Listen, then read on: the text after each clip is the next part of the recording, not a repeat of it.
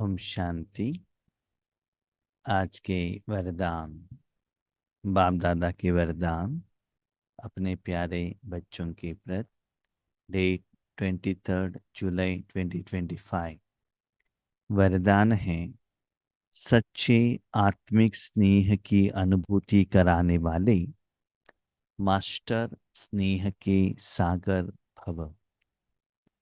सच्चे आत्मिक स्नेह की अनुभूति कराने वाले मास्टर स्नेह के सागर भव। बाबा कहते हैं, बच्चे, आप आत्मा वर्तमान समय में बाबा के बच्चे बनने के बाद भगवान को प्रत्यक्षता करने का कर्म करना है। तो अलग अलग आत्माएं अलग अलग रूप में भगवान का प्रत्यक्षता करते हैं। ज्यादातर हम लोग ज्ञान द्वारा या पॉम्पलेट्स द्वारा या टोली द्वारा, गिफ्ट द्वारा भगवान का पहचान संदेश देते हैं। नहीं तो किसी किसी आत्माओं का कुछ समस्याएं रहती हैं, उसके समाधान देने के लिए हम आत्माएं निमित्त बनते हैं। किसी का दुख दूर होता है, उसके आधार पर वो भगवान के नजदीक में आते हैं। लेकिन अब जानते हैं दुनिया में जैसे हर चीज में बहुत फास्ट चेंजेस आ रहा है। पहले किसी को पैसा भेजना है तो खुद जाकर पैसा देना पड़ता था, नहीं तो चेक द्वारा, डीडी द्वारा पेमेंट करना पड़ता था। आज एक सेकंड में गूगल पे द्वारा हम पेमेंट कर सकते हैं, साइंस की साधन द्वारा। तो ऐसे ही ईश्वरीय सेवा में भी, पुरुषार्थ में भी बहुत फास्ट चेंजेस बाबा एक्सपेक्ट कर रहे हैं हम बच्चों से, स्पेशली अनुभवी बच्चों से। तो बाबा क्या कहते हैं, बच्चे देखो, आप आत्मा जब कर्म क्षेत्र पर जाते हो, आत्मा के साथ जो साधन लेकर जाते हो उसका असर आपके ऊपर भी पड़ेगा और दूसरों के ऊपर भी पड़ेगा। आत्मा तो मालिक है, तो कर्म करने के समय पर अब क्या संस्कार लेकर जाते हो? क्या मैं देह हूं, स्त्री हूं, पुरुष हूं, धनवान हूं, जो भी है, उस संस्कार का प्रभाव आपके ऊपर भी पड़ेगा, बाजू वालों के ऊपर भी पड़ेगा। तो उसके बाद मन बुद्धि को अमृत वेले में आपने कितना क्लीन करके मुरली सुनकर उस शक्तियों को धारणा करके गए, उसका प्रभाव आपके ऊपर भी पड़ेगा, वायुमंडल साथ में रहने वाले आत्मा के ऊपर भी पड़ेगा। उसके बाद आता है तन। तन को आप क्या भोजन खिलाते हो? लूसन प्यूस प्याज खा लिया, लूसन और ये प्याज, तो उसका बदबू मुख को ओपन करते आ जाएगा, आपने क्या खाया है। हम्म? शरीर को क्लीन करके नहलाया, सेंट स्प्रे किया, सेंट का खुशबू, हाँ, आपके नजदीक में जो आत्माएं आते हैं उनको अनुभव होता है। उसके ऊपर जो आपने कपड़ा पहना है, क्वालिटी, रेट, उसका प्रभाव भी लोगों के ऊपर पड़ेगा। वो क्लीन है, उसका प्रभाव भी पड़ेगा, और उसमें गंदगी है, बदबू है, उसका असर भी पड़ जाएगा। आपने जो स्लीपर पहना है उसके साथ क्या चीज है, उसकी क्या कनेक्टेड है, उसका प्रभाव पड़ेगा। इसका मतलब साधन, तन साधन, तन के ऊपर क्या है उसका ऊपर पड़ेगा, कपड़ा साधन, उसके साथ में क्या है उसका प्रभाव पड़ेगा। ऐसे ही अभी ईश्वरीय सेवा करना है तो क्या करना? आप व्हाइट कपड़ा पहनकर जाएंगे, स्पेशली माताएं, तो लोगों को पता चलता है कि ये ब्रह्म कुमार कुमारियां हैं। और बैड पहनकर जाएंगे ओम शांति, तब भी लोगों को पता चलेगा ये ब्रह्म कुमार कुमारियां हैं। और आप बहुत सज कर जाएंगे, उन लोगों को पता चलता है ये लोग शादी में जा रहे हैं। हाँ? और कुछ कपड़ा आप पहनकर जाएंगे, रेड कपड़ा, ये ओम शक्ति वाले हैं, नहीं तो ये स्पिरिचुअल बैकग्राउंड के हैं, पता चलता है ना ड्रेस द्वारा। ऐसी ही बाबा कहते सदा अपने मन बुद्धि द्वारा भगवान को धारणा करो। जो आत्मा अपने कर्मेंद्रियों द्वारा जिस साधन को, चीज को, ज्ञान को धारणा करती है, उसका असर आत्मा के ऊपर, उनके कर्म के ऊपर, उसके सराउंडिंग में रहने वाले आत्मा के ऊपर पड़ जाता है। तो आप आत्मा क्या करो, अपने मन बुद्धि को और आत्मा का जो एनर्जी को मैक्सिमम परमात्मा के साथ फ्रेंड के रूप में रहना। परमात्मा के साथ फ्रेंड के रूप में आपको रहना है। स्नेह के सागर में इतना अथाह, जैसे कि ज्यादा सेंट स्प्रे करके जाएंगे तो ज्यादा खुशबू आएगा ना। टेम्पल में ज्यादा अगरबत्ती जलाते हैं तो अंदर जाते ही वो खुशबू आएगा ना। वहां कर्पूर जलाते हैं तो उसका भी असर पड़ेगा ना अंदर आते ही। ऐसे ही सच्चे दिल से, पवित्र मन से, सेवा मनोभाव से आप क्या करो, बाबा के साथ आत्मिक स्नेह में रहना। तो रिजल्ट्स क्या होता है? आपने मन बुद्धि में भगवान को साथ में रखा तो उसका ही असर जाने अनजाने में, unknowingly, without any more effort, आसानी से आपके साथ में रहने वाले आत्माओं के ऊपर पड़ जाएगा, क्योंकि आपने धारणा की। याद रखिएगा, हम जानते हैं शरीर के ऊपर जो साधन है उसका असर पड़ेगा, हम जानते हैं। हमको भी नाक है, उसका स्मेल हमको भी आएगा, लोगों को भी आएगा। कपड़े के ऊपर वो भी हमको पता चलेगा। लेकिन मन बुद्धि जो सूक्ष्म कर्मेंद्रियों द्वारा जिसको आप धारणा करते हो, उसका असर आपके ऊपर भी पड़ेगा और उन आत्माओं के ऊपर भी पड़ेगा। ये बाबा आज वरदान में कह रहे हैं। तो ऐसे बाबा से क्लोजेस्ट, नियरेस्ट आप रिलेशनशिप रखने से वही लेवल में ईश्वरीय सुख का, विदाउट एनी फियर। फ्रेंड के साथ कोई फियर नहीं रहता है ना, कि दोनों सेम है, इक्वल स्टेटस है, इक्वल रिलेशनशिप है। और फ्रेंडशिप में अपने जो चीज है आगे वाला फ्रेंड यूज कर सकता है, आगे वालों का मैं यूज कर सकता हूँ विदाउट दैट परमिशन। उनका परमिशन लेने का कोई जरूरत नहीं है, ऑलरेडी परमिशन दिया हुआ रहता है। तो बाबा का साथ आपका ऐसा फ्रेंडशिप है, जब भी चाहे बाबा आपकी मन बुद्धि को ले लेता है। इसका मतलब बाबा मेरा फ्रेंड है, फ्रेंड है, फ्रेंड है, बिंदु है, वाइट है, वो नहीं। वो रूहानियत, आत्मिकता का, तो अपनेपन का अनुभव आपको होना चाहिए, कोई डर नहीं रहना चाहिए। तो इस भाव से मन में रखते हुए आप जहां भी बैठते हो, भले ट्रेन पर बैठे हो, कार पर बैठे हो, कहाँ भी बैठे हो, उसका असर साथ में रहने वाले आत्माओं को हो जाता है। जैसे फोन पर किसी से गुस्से से बात कर रहे हो तो उसका असर आगे वाले आत्माओं के साथ होता है ना। तो इससे क्या होता है जानते हो? आज जो लोग दूसरे आत्मा के कनेक्शन में आते हैं तो क्यों आते हैं? स्वार्थ के कारण। उनका कुछ हेल्प चाहिए, उनको फाइनेंशियली या इन्फ्लुएंस किसी न रूप में हेल्प चाहिए, इसलिए वो आत्मा इनके कनेक्शन में आते हैं। तो हर जगह पर ड्रामाबाजी का, दिखावे का, आर्टिफिशियल स्वार्थ का स्नेह दिखाई देता है। लेकिन यहाँ आप ऐसे स्थिति में रहने से ऑटोमेटिकली उनको सच्चे रूहानी स्नेह का अनुभव अनुभव होता है, उनको उनको अनुभूति होती है।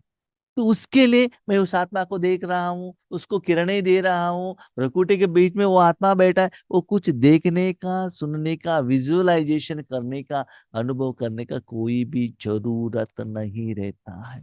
लेकिन आपको जरूर अनुभव होना चाहिए, उस लेवल का अनुभव आपको होना चाहिए।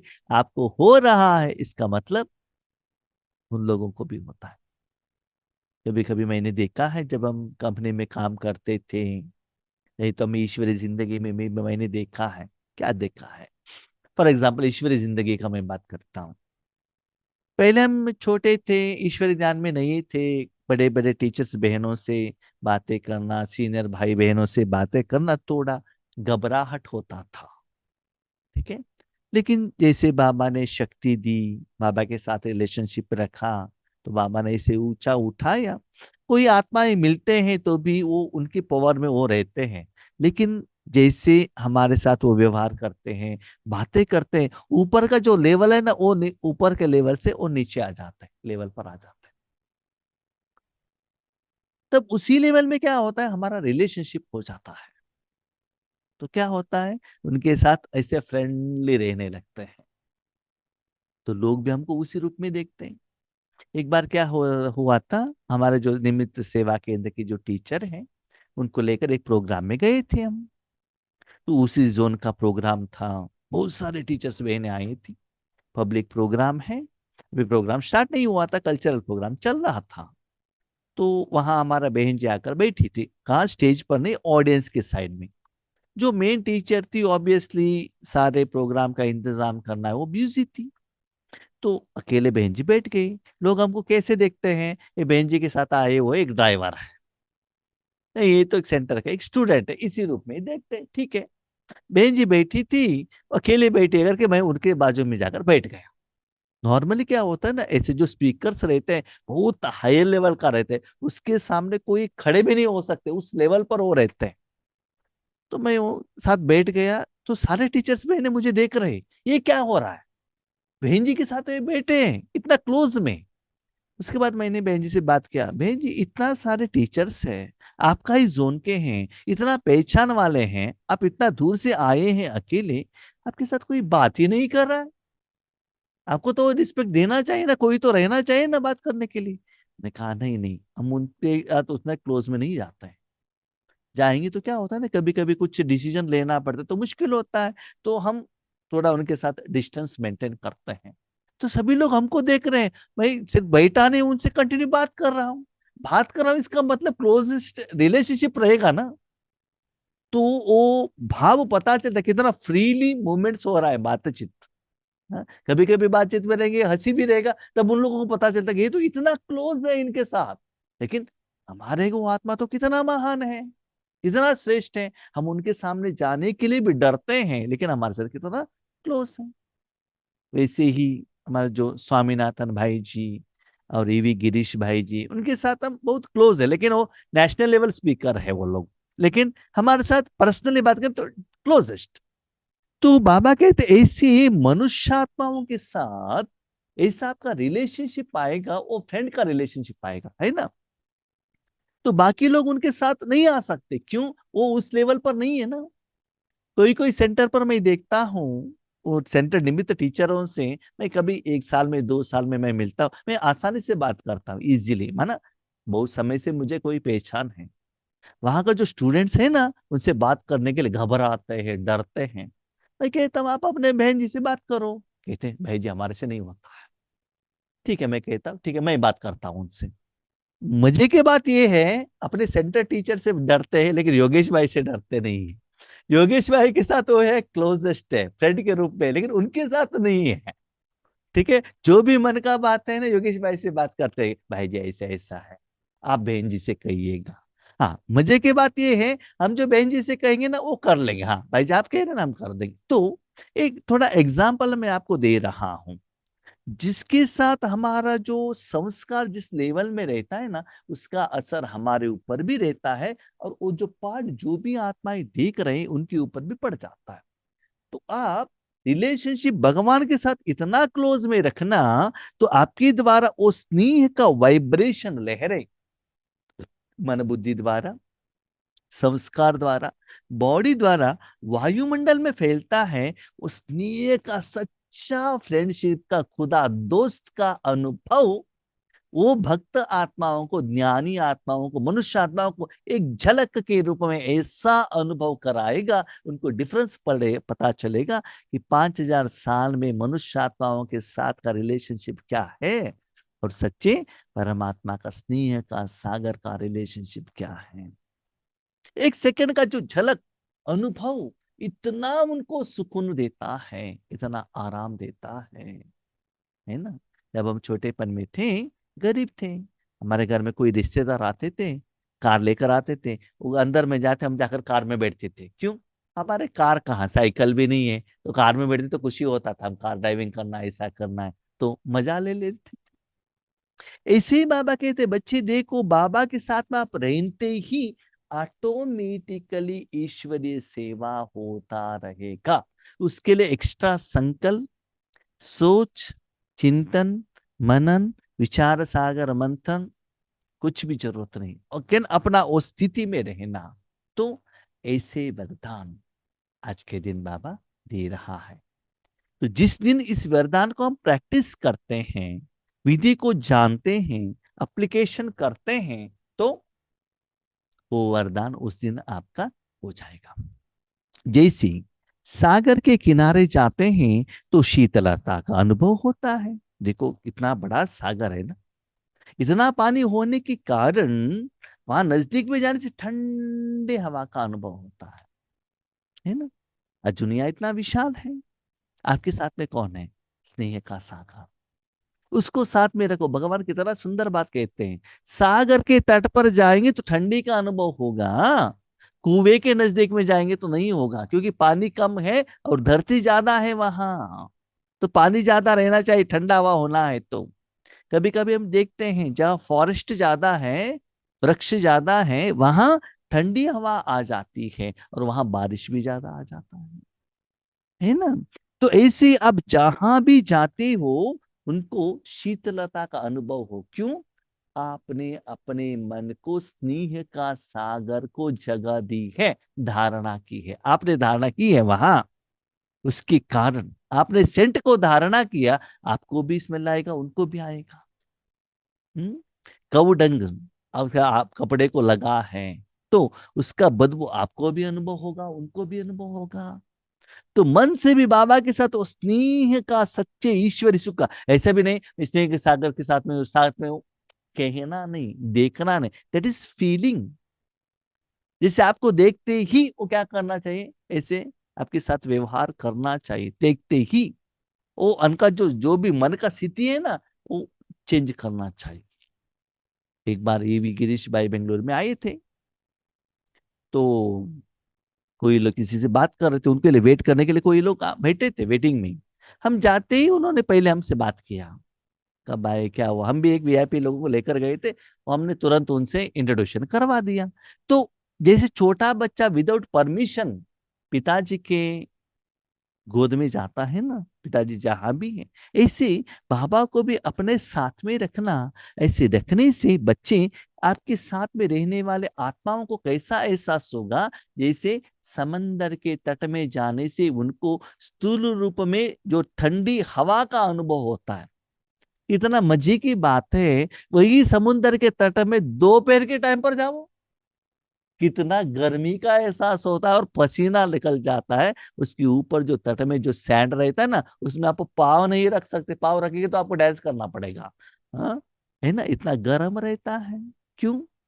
ऐसे अपने मन बुद्धि को रावण को धारण करेंगे तो गर्मीपन का एहसास होगा, बाबा को धारण करेंगे तो शीतलता का अनुभव होगा।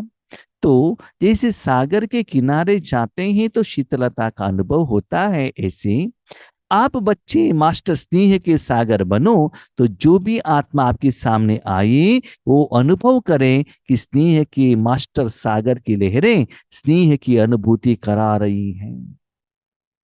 तो बाबा ने कहा मास्टर स्नेह का सागर हो आप सकाश नहीं दे रहे हो, आप सिर्फ साधन बने हो, आपके द्वारा दाब दे रहा है।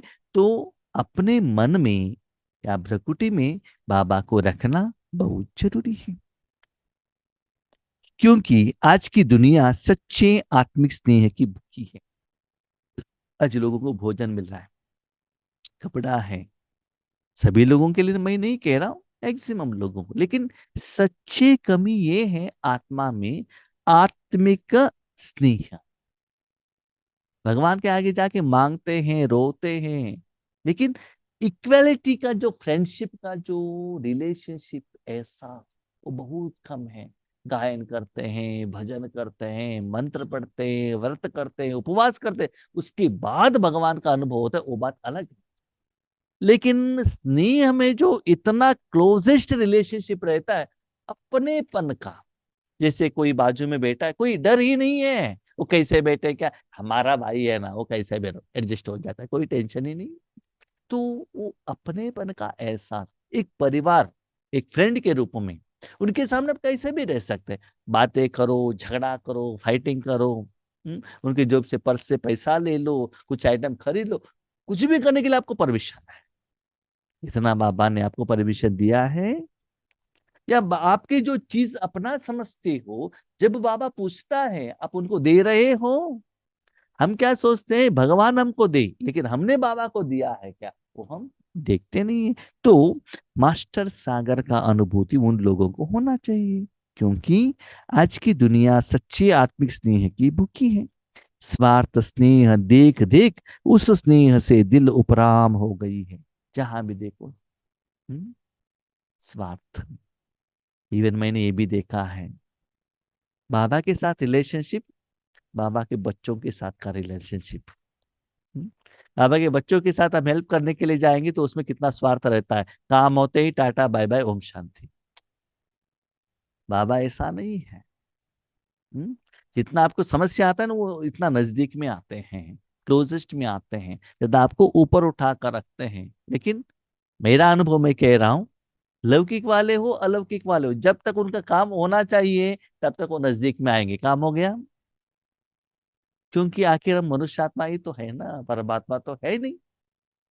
इसलिए बाबा कहते हैं, लेना है तो परमात्मा से ले लेना, आत्मा को देना, लेकिन उनसे लेने का इच्छा मत रखना, क्योंकि संगम युग में ही सिर्फ आपको परमात्मा से मिलता है। इसलिए बाबा कभी कभी मुरली में कहता है, बच्चे, बाकी युग में आपको महात्मा का प्यार, धर्मात्मा का प्यार, धर्मात्माओं का, पापात्माओं को प्यार मिलता है, लेकिन परमात्मा का प्यार अभी ही मिलता है, आप ले लो या देने के लिए निमित्त बनो।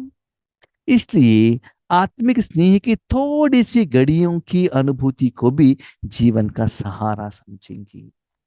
इसी धूप में थोड़ा सा एक फैन, टेबल फैन आप देखते हैं ना, ऐसे घूमता ही रहता है, आपकी तरफ आ गया, थोड़ा सेकंड का एक ठंडी हवा आपको अनुभव होता है, सुकून का एहसास होता है। तो दादियां सभी अपना अनुभव कहते हैं, जब ब्रह्मा बाबा मम्मा थे तो आपके नजदीक में से वो जाते थे, वो कुछ बात नहीं करते थे, कुछ कहते नहीं थे, वो पास हुए करके पता भी नहीं चलता था, लेकिन ऐसा लगता था एक ठंडा सा हवा पास हो रहा है। कहाँ से पास होता है, देखो, फैन से ही तो ठंडी हवा आती है, बल्ब से ही तो रोशनी आता है, तो निकलने के लिए एक जगह तो चाहिए ना। तो कहाँ से आया वो, आत्मा से ही आया ना, शरीर से, कपड़े से तो नहीं आया, इस दुनिया का तो है नहीं। तो उस आत्मा ने जो परमात्मा को धारणा किया था, उसका असर था, हो कोई स्थूलता नहीं था। तो आप भी बाप समान बनना चाहते हो ना, तो आपको ऐसा लगेगा हम स्नेह के सागर में हैं, लेकिन उनको ऐसा लगेगा सच्चे स्नेह का अनुभव हो रहा है। अभी देखिए इसमें सेवा होगा कि नहीं, लेकिन ऐसा सेवा सभी लोग नहीं कर सकते। क्यों? बाबा को फ्रेंड नहीं बनाया ना। बाबा के समान बनेंगे तभी तो बाबा फ्रेंड बनाएगा। बाबा की सेवा में बाबा जैसे चाहता है ऐसा सेवा के लिए आप निमित्त बनेंगे तभी तो बाबा फ्रेंड बनाएगा। उतना आसान नहीं है, जैसे बाबा मुरली में कहता है, उतना आसान नहीं है, साधना करना पड़ेगा। इसका स्लोगन, ज्ञान धन से भरपूर रहो तो स्थूल धन की प्राप्ति स्वतः होती रहेगी। स्थूल धन आपको जितना चाहिए बाबा जरूर देता है, लेकिन ज्ञान धन अपने साथ में रखना। हम क्या सोचते, ज्ञान धन मान हमारे पास बहुत ज्ञान रहना चाहिए, इसलिए दिन में 3-4 मुरली पढ़ते हैं, सचिन भाई जी का क्लास, उषा बहन जी का क्लास, शिवानी बहन जी का क्लास, नोट करना, क्वेश्चन को आंसर लिखना। हाँ, पापा कहते ये सभी ज्ञान है, ज्ञान धन नहीं है। नो, ज्ञान अलग, धन अलग। आपके पास डिग्री है, सर्टिफिकेट है, बुक है, ये तो ज्ञान हो गया ना। उस ज्ञान से धन क्या है, आपने ज्ञान को अप्लीकेशन करके, आप तो बहुत गरीब थे, उस ज्ञान को अप्लाई करके नया बिल्डिंग लिया, कार लिया, गहने लिया, वो ज्ञान के लिया हुआ धन है। तो ज्ञान धन क्या है, शांति, सुख, आनंद, प्यार, शक्ति, पवित्रता, दुआएं, ये आपके पास है, उसको बाबा कहते हैं ज्ञान धन। तो जिनके पास ज्ञान धन होगा, जितना ज्यादा होगा, स्थूल धन उनके पास ऑटोमेटिकली आता रहेगा। जरूर आएगा, उसके पीछे जाने का जरूरत नहीं है। लेकिन हम क्या करते हैं, स्थूल धन के पीछे भागते हैं, तो ज्ञान धन आता नहीं है। ज्ञान धन लेने से स्थूल धन आएगा, स्थूल धन के पीछे भी जाएंगे तो ज्ञान धन नहीं मिलेगा। माना जितना आपके पास वो सप्त गुण स्टॉक होते जाएंगे, जितना दान करते जाएंगे, तो पंच तत्व भी आपका सेवा में हाजिर हो जाएंगे। लेकिन दुखद का बात तो ये है, हम भगवान को स्थूल धन कमाने के लिए यूज करते हैं। बाबा इंक्रीमेंट दिलाओ ना, प्रमोशन दिलाओ ना। बाबा कहते हैं ज्ञान धन करते चलो, आपको स्थूल धन का खर्चा ऑटोमेटिकली कम हो जाएगा। तो समय के अनुसार जो साधन चाहिए, पैसा चाहिए, वो सभी मैं दिलाता हूँ। ओके। ओम शांति।